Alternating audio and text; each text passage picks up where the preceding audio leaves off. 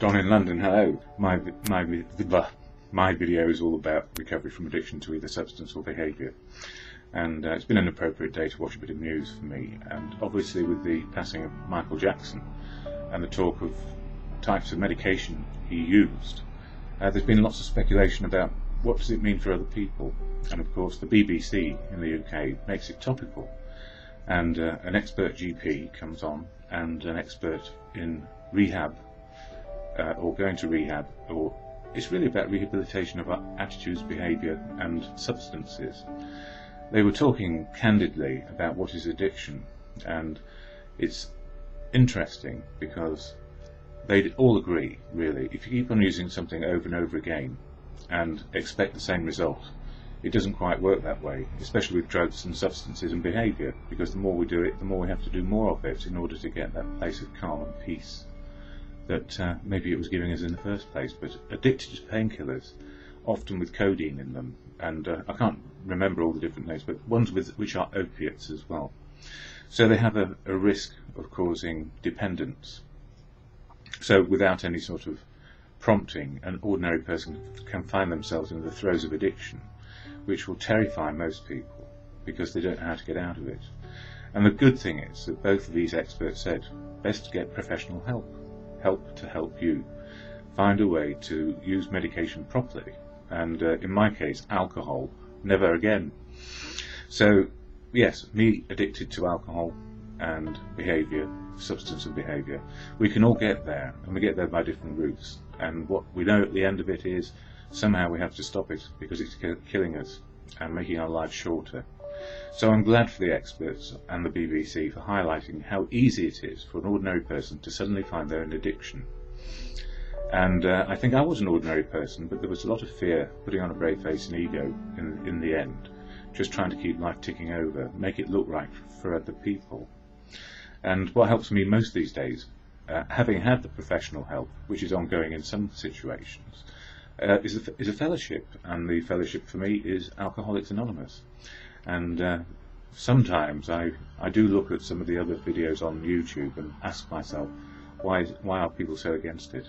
And it's not for me to answer that question, nor prove them wrong or right. So I know what works for me. So if I keep with a program which works for me, then I'm better able to deal with life as I turn up, and life as it happens, and life as it can be. So the gift really is, how do we get out of the addiction? There are a multitude of ways with professional or fellowship help. It's entirely up to the individual what is right for them and what is appropriate for them. So I neither knock I don't knock AA, and I don't knock professional people who can actually get people to the same place, which is not to do that addiction on a daily basis.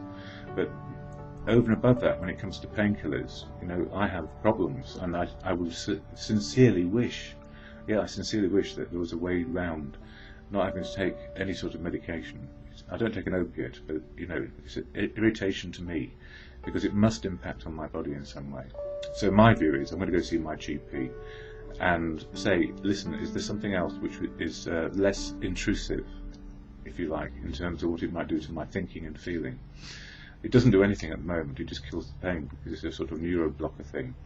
Anyway, 3 minutes or 4 minutes into my video, what are these all about? How to keep in recovery.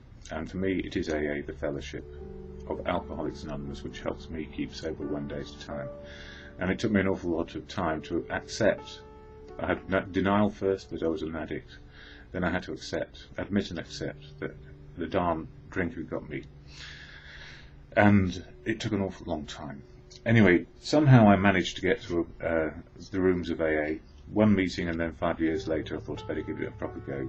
So 5 years in between the first and second meeting, which is not unusual. Some people go for even longer. But at the beginning of every meeting there was a preamble said, or a statement of what AA is and what it can do. And I cannot speak for AA, never will, never want to. But I can talk about how it helps me keep myself in the day and present and sober. I can do that. Anyway, this preamble goes like this, and the statement, if you like. Alcoholics Anonymous is a fellowship of men and women who share their experience, strength and hope with each other that they may solve their common problem and help others to recover from alcoholism. The only requirement for membership is a desire to stop drinking. There are no dues or fees for AA membership. We are self-supporting through our own contributions. AA is not allied with any sect, denomination, politics, organisation or institution. It does not wish to engage in any controversy, neither endorses nor opposes any causes. Our primary purpose is to stay sober and help other alcoholics to achieve sobriety. And I went to a meeting of the fellowship last night, and somebody I know shared, and they were hilarious. You know, it is hilarious when we look back. It's fearful at the time when we realise we're hooked and can't get out of it, and drink is just making life horrible. But this person, you know, they were able to share the drastic changes that are needed to stop drinking and to be included in part of something which keeps us on a sober path. And I just sat and listened. I like to absorb at meetings as much as I like to talk at meetings. So I felt the need to keep quiet, and I could see there were a lot of people burning and wanting to share. So for me, it was a good meeting, just to listen to other people's wisdom, experience, strength and hope. And I share on here on YouTube the Daily Reflections, which is AA literature, 1 page a day, to help us keep sober.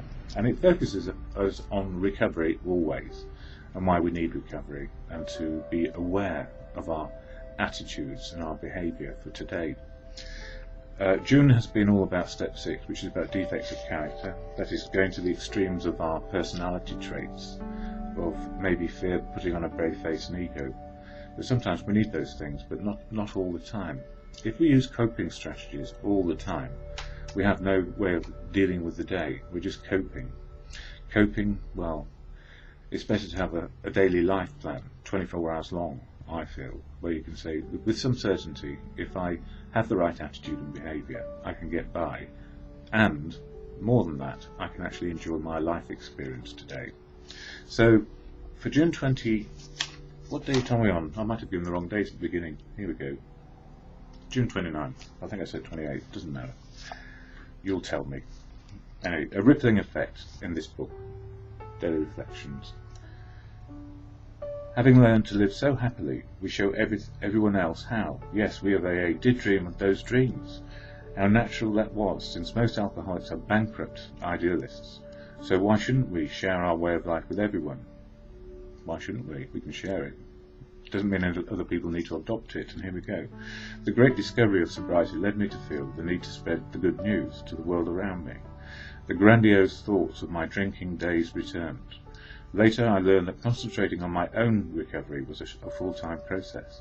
As I became a sober citizen in this world, I observed a rippling effect which, without any conscious effort on my part, reached any related facility or outside enterprise, without diverting me from my primary purpose of staying sober and helping other alcoholics to achieve sobriety. So, you know, the ripple effect, a butterfly lands on the pond somewhere in China, and before you know it, there is a hurricane in America. Well, I suppose that's a ripple effect. But the ripple effect for me is gently knowing who I am on a daily basis and just gradually getting along. So that does me quite nicely, thank you. And as Bill sees it, this one. I don't know if I've read it yet.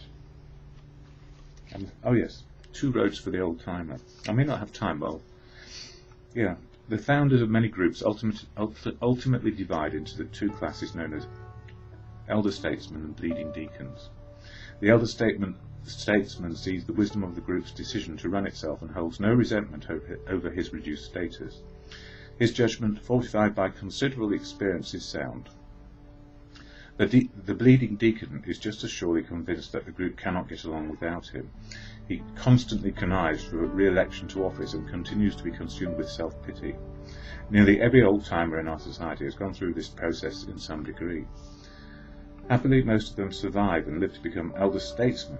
They become the real and permanent leadership of AA, which is leading by example. And I've run out of time, so the serenity prayer. God, grant me the serenity to accept the things I cannot change, courage to change the things I can, and the wisdom to know the difference, simply for today.